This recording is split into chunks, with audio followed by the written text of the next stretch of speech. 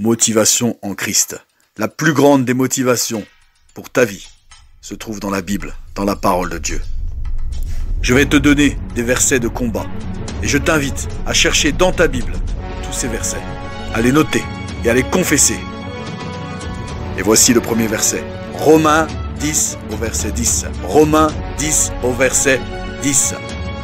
Croire dans son cœur et confesser de sa bouche. Tu confesses les promesses de Dieu et tu les crois de tout ton cœur. Ésaïe 30 au verset 15. Note Ésaïe 30 au verset 15. C'est dans le calme et la confiance que sera ta force. Calme et confiance. Ésaïe 48 au verset 18. Ésaïe 48, 18. Ton bien-être serait semblable à un fleuve si tu obéis à la parole de Dieu et si tu la mets en pratique. Jean 10 au verset 10. Jean 10 au verset 10. La vie en abondance. Est-ce que la vie de Jésus-Christ coule en abondance dans ta vie? Luc 11 du verset 8 à 10. Luc chapitre 11 verset 8 à 10. S'il ne se lève pas parce que c'est ton ami, il se lèvera à cause de ton importunité. Dieu a dit demandez et vous sera donné.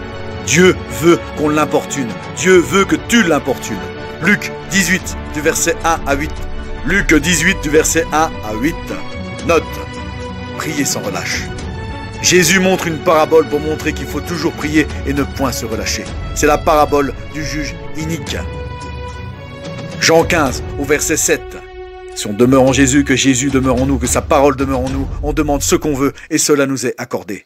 Car quand la parole de Dieu demeure en nous et qu'on demeure en Dieu, on demande les choses selon la volonté de Dieu. 1 Jean 5, versets 14 à 15. Note 1 Jean 5, versets 14 à 15. Si on demande quelque chose selon sa volonté, on sait qu'il nous écoute. Et si on sait qu'il nous écoute, on sait que nous possédons ce que nous lui avons demandé. La foi est une ferme assurance des choses que tu espères. Une ferme assurance des choses que tu espères. Des choses que tu ne vois pas. Prends courage, prends le temps, note tous ces versets de combat. Car la Bible, la parole de Dieu, est l'épée de l'esprit. C'est une arme redoutable contre l'ennemi, contre le monde, contre le péché. Tu dois savoir t'en servir. Et pour savoir t'en servir, tu dois apprendre des versets par cœur. La puissance n'est pas derrière le mot. La puissance n'est pas derrière une récitation de ce verset. La puissance est par l'esprit qu'il y a derrière ce verset. Parce que toute parole est inspirée de Dieu. Toute la parole, toute la Bible est inspirée du cœur de Dieu. Cette parole doit prendre vie dans ton cœur. Tu confesses la parole de Dieu de ta bouche et tu crois dans ton cœur. Alors, la puissance de Dieu s'accomplira.